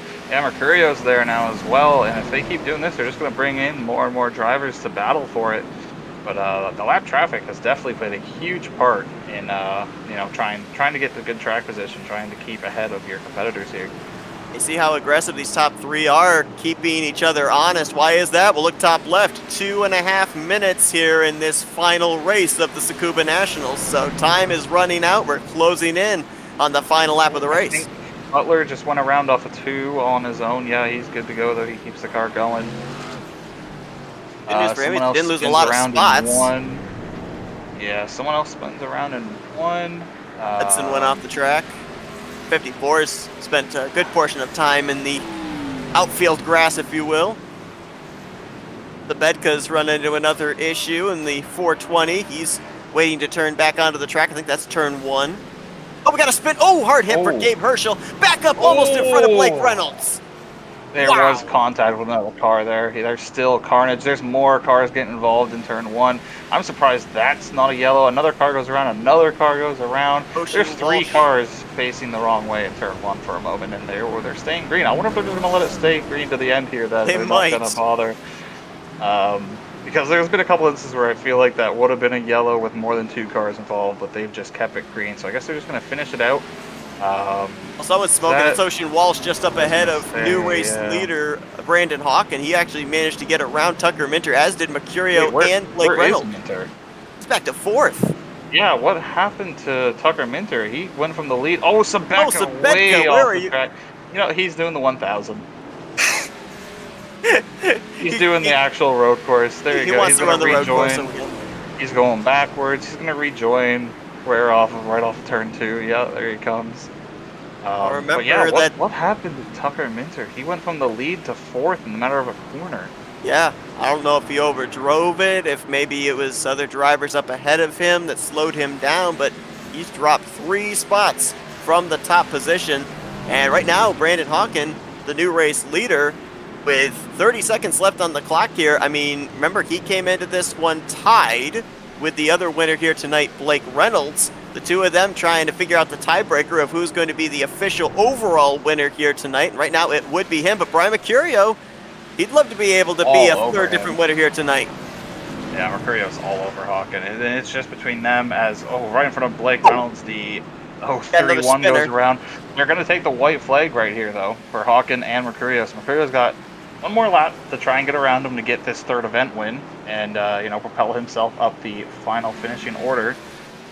But neither of these drivers are battling for the Grand National Series Championship, so will the chrome horn be used here potentially? No, not able to stay close enough. He's got to run off of 4. He's not going to get him, though. So Hawken is going to win Event 1 and Event 3 and finish 3rd in Event 2. That's obviously he's going to win the overall. But, let the man get back to New Orleans. They're all wrecking now that it's done. I don't really know what to say about this one. This one was interesting. It was really hard to follow, again, everything that was going on, but at least this one had yellows to kind of go back and see what was happening. But especially there in that final stint, so much happening in such a short area, so it's tough to be able to keep track of it all. I would really be interested to see what happened to Tucker Minter to go from 1st to 4th, but I honestly, I did not see it happen at all. Hawken doing his burns. Let's see if we actually can drop back. Let's see if we can find and pinpoint the area, because Minter spent a good portion of this race out in front after Blake Reynolds ran into his issues. And then Minter losing the race lead, turning it over to Brandon Hawken, who closed it out with the victory. And he overdrove the corner, overdrove turn 1. No, what actually happened on the start of lap 59, the 07 spun out in front of him and he ran into him. Yes, you're right. And that messed up his entire entry into the following corner as he almost ran into the 89 of Brandon Hawken, who had just then gotten around him for the race lead. He drove off the track. His car was messed up. His braking point was a little bit messed up. He just drove off and lost the 3 spots. Wow. He led Hawken like pretty continuing much to burn every out. lap after Blake Reynolds had his issue, and to lose it right there at the end to someone else's mistake, that definitely sucks for sure for him. But Hawken inherited the lead and was able to hold off Mercurio there and win this event as well. And this is one way of doing a Polish victory lap, I guess. Oh, nice. Snap it right back around there, and let's run the road course section again. Why not? So Brandon Hawkins, second win on the night, so he will win the overall race weekend as well. So officially now we can say that he is race winner of race 22 of the second season of the FTF Grand National Series presented by Barr Visuals, and we'll be talking with him in just a moment once again as we look at the finishing results from this one. And I think the big comeback story in this one has to be Blake Reynolds after having that issue while running up at the front. Dropped outside of the top 10. I think he restarted after that caution back around 17th and worked his way all the way back up to the third position. Yeah, Reynolds had a really good drive back, but also so did Jonathan Oates. If you don't remember, he was involved in 10th one of place the finishers. first. Yeah, but in one of the first, I think 2 or 3 cautions, he was in the wall without a front end on the car and literally in dead last position. He finishes 10th.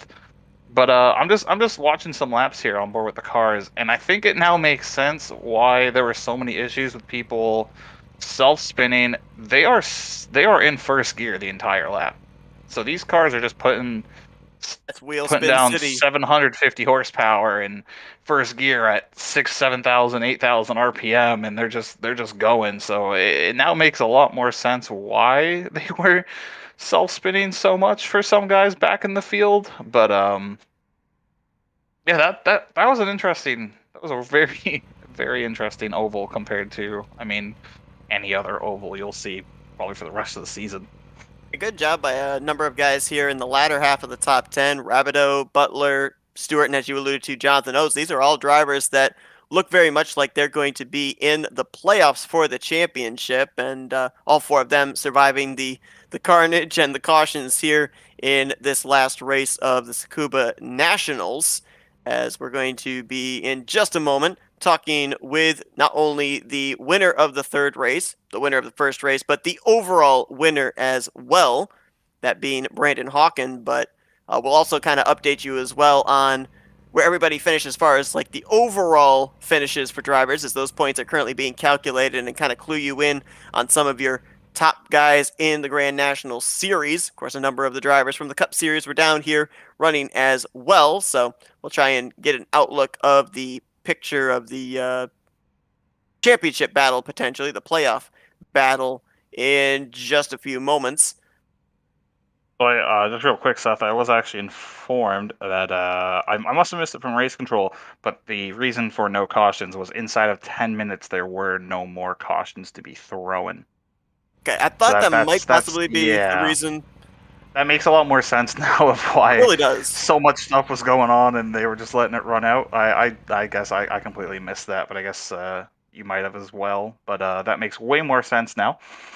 Because the last thing you want to do is have a race finish under the caution flag. Or not only that, but you don't really want to have these guys having maybe a green-white checkered or a 3-lap sprint or something, because as chaotic as it was right now, to get everybody wadded up and have them with positions in front of them, you're probably going to have just as much chaos, if not more, than what we saw already.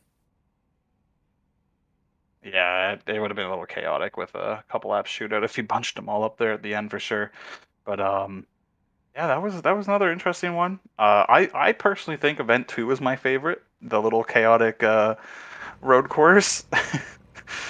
But overall, I think that was a fun night. I think they set out for a fun event kind of thing. 3 separate events to make one whole race, and I don't know, that was fun, at least from a spectator point of view. I'm not sure all of the drivers are going to have the same outlook on it after how some of their nights went, but yeah. And the full results, the compilation of all 3 races, those results are in. Brandon Hawken is the overall winner. We'll be talking to him in just a moment. Blake Reynolds was second. Tucker Minter third. Brian Mercurio fourth. Tyler Gary in fifth. Chris Wetz, Nate Stewart, Jonathan Oates, Nathan Rabideau, and Will Rogers. Those are going to be your top 10 for their overall finish in the 3 races here tonight. If we're looking at some of those other drivers that are battling for playoff positions, Andrew Schwartz, he was 11th. Sean Butler was 13th. Matthew Zwack, 14th. Ryan Araki in 15th.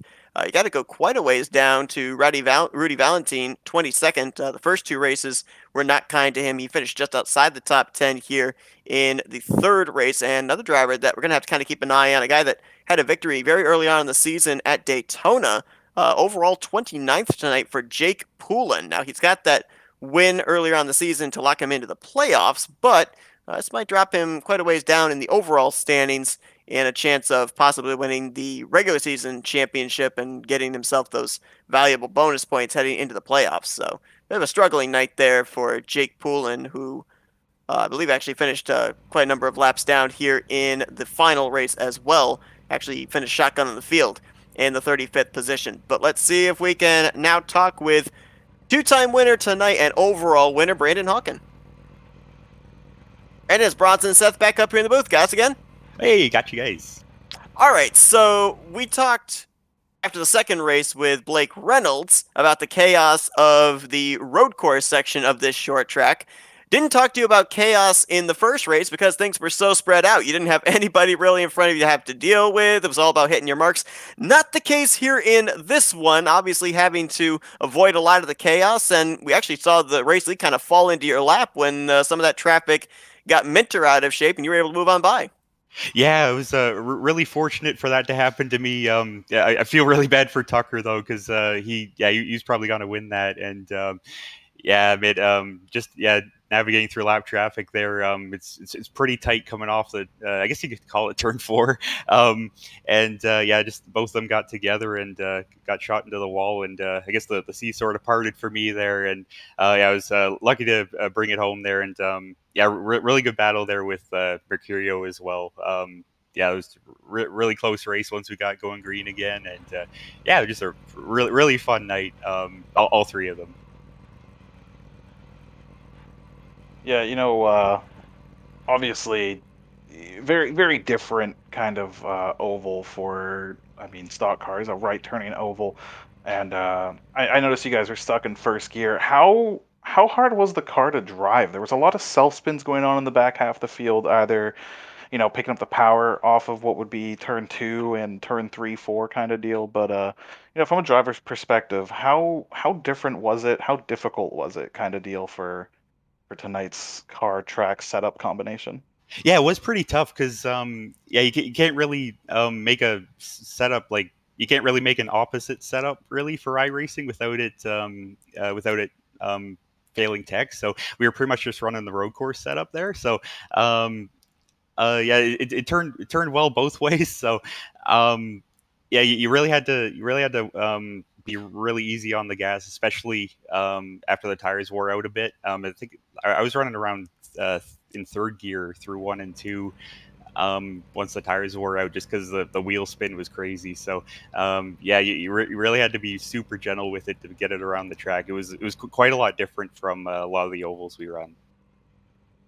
Other thing that we also saw as well, especially over in turn 3, was the heavy braking zones. We saw actually over in turn 1, I think a couple occasions where you locked up the right front going into that corner. So how difficult was it, especially when you started catching up to traffic? Because it looked like drivers were having difficulty with their own braking zones, let alone the other drivers around them where their braking zones were. Oh, for sure, yeah, you wanted to brake pretty much as late as you could, but you also didn't want the brake bias too far back because I found it was over the run, the rear end would just hop out. So I think most of us were running a fairly forward brake bias. We like the odd time it was really easy to lock up going in. So I just had to be really careful about that. It wasn't a huge deal if you did do it, but it was definitely a thing to watch out for because if you lock up too much, you're just plowing straight off the track basically. So it's definitely something we had to worry about for sure. One last question for you there, Brandon. When we talked with Blake after his win in the second race, he was saying, man, he wants this to come back on the schedule. If not, maybe in the Cup Series as well, at least in the Grand National Series next season. Your thoughts on that, as you were able to obviously pick up 2 of the 3 and run consistently in all 3 of them? Oh, definitely. Yeah, I think a lot of us had a really big like a real blast. Two of the 3 were tracks that probably none of us have run before, and it was just so much fun, especially the second race. It was basically we're taking these big heavy stock cars out on a go-kart track. So man, yeah, it was a lot of chaos, but also a lot of fun. And I'm definitely one that will say, yeah, we should go back next year, because yeah, it was a really great time.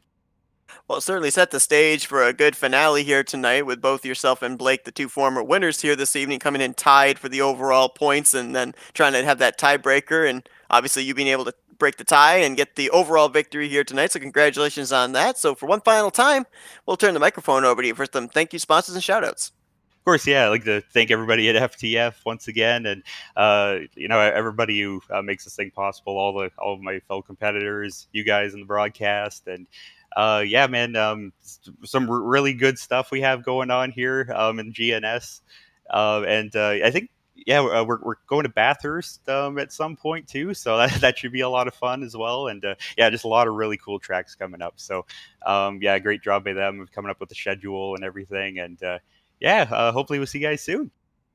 Brandon Hawken picks up 2 of the 3 wins here tonight in the Tsukuba Nationals and wins the overall weekend as well here at the road courses and the short track configurations. Congratulations there, Brandon. Thanks, Seth. Thanks. Sorry, thanks, guys. The Brandon Hawken going to celebrate here tonight. It is now officially his first win of the Grand National Series here in Season 2 under the FTF banner. So congratulations to him on that. And I actually was just looking real quickly here too. They were continuing to update the points. The highest Grand National Series driver running for Grand National Series points was 6th place Chris Wetz. So congrats to him on getting the most points for a Grand National Series driver here tonight in our 3 races at the Tsukuba Nationals. But Bronson, we saw the chaos at the beginning of the first race. Things then started to settle down as the field got spread out. Then we had the final 2 races, and after the dust settled, we kind of sat back, observed, and thought to ourselves, what did we just see? But you mentioned it from a spectator standpoint. It was certainly a lot of fun to observe. Gotta wonder, though, with what we saw in the road course following over to the short track, there's obviously going to be some hurt feelings here down the home stretch.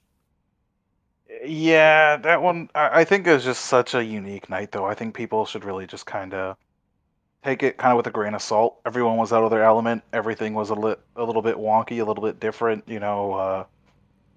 Honestly, all things considered, I think they did a really good job given the circumstances. I mean, like Brandon said, 2 out of 3 tracks most people have probably never touched because Tsukuba is an actual circuit. There are series that go there in iRacing, and it's just I actually really like the track as well. It's a fun track to drive. However, the as he also coined it, the go kart track and the little right turning oval, I don't think that's used for anything, and I'm not sure how many people willingly are setting up races to do that. So all things considered, they did a good job. Admins did a good job with everything set up, and I think it was definitely a fun night to watch. I'm not sure about being in a participant is. If your night wasn't the greatest, you probably didn't have a good time. But from a spectator standpoint, that was a good time. Well, Brandon Hawken alluded to the fact that we are going to be going to Bathurst at some point here in the season. It was going to be originally scheduled for next week, but it actually got swapped with Richmond, so we'll be actually running Bathurst on August 14th, which means that next week, these drivers that, after the chaos today, some of them are going to be breathing a sigh of relief because we're going to a more conventional track that maybe they're a little bit more familiar with in that short track in Virginia. Yeah, for sure. Richmond's always a nice fun track anyway too, but I'm sure a lot of guys are going to be glad to go to somewhere that they actually do race on a lot of the times, but like you just said, Bathurst coming up, and like Brandon was saying, that'll be a interesting event. If I'm not mistaken, I'm pretty sure it's also a actual team event, so that's going to be interesting. Team events with stock cars at Mount Panorama. I don't know. That's going to be an interesting race on a whole different level, but that's still a good almost a month out to say the least. So a lot of time for preparations for that. Absolutely. Well, interesting races here tonight, no doubt about that. Exciting races as well to be able to observe with our 3 different configurations at Tsukuba. Brandon Hawken wins 2 of the 3. The other winner was Blake Reynolds in the second event, but Brandon Hawken wins the overall race here tonight in the Tsukuba Nationals for the Mark Sabedka birthday bash. Congratulations on the birthday there as well for Mark. Hopefully he had a lot of fun out there. Seemed to have a bit of struggles, but hey, as long as you have fun, that's what it's all about. But thanks to everybody that tuned in tonight. Hope you guys enjoyed our coverage here on Flatout Racing Network. And Bronson, thank you for joining me in the booth. Yeah, it's been a while. I definitely felt a little off, and I think I was just trying to get used to it again towards the end there. But that was fun. Honestly, I'm glad I came in for a good little 3-event national event. That was fun. Definitely was. Well, thank you all for tuning in here tonight. Join us next Saturday evening as we're going to be bringing you coverage of the Tristan Hagenstein Photography 100 at Richmond International Raceway. Green flag will be scheduled to fly at 10 p.m. Eastern Standard Time. For Bronson Stafford, I'm Seth Cole. Enjoy the rest of your evening, or if you're on the East Coast, enjoy your Sunday morning as you've been watching another broadcast courtesy of the Flatout Racing Network. This broadcast is the copyrighted work of Flatout Racing Network and may not be rebroadcast, retranslated, or used in any form without the express written consent of Flatout Racing Network and iRacing.com Motorsports Simulations. Flatout Racing Network would like to thank you for your support, and we hope you enjoyed tonight's broadcast.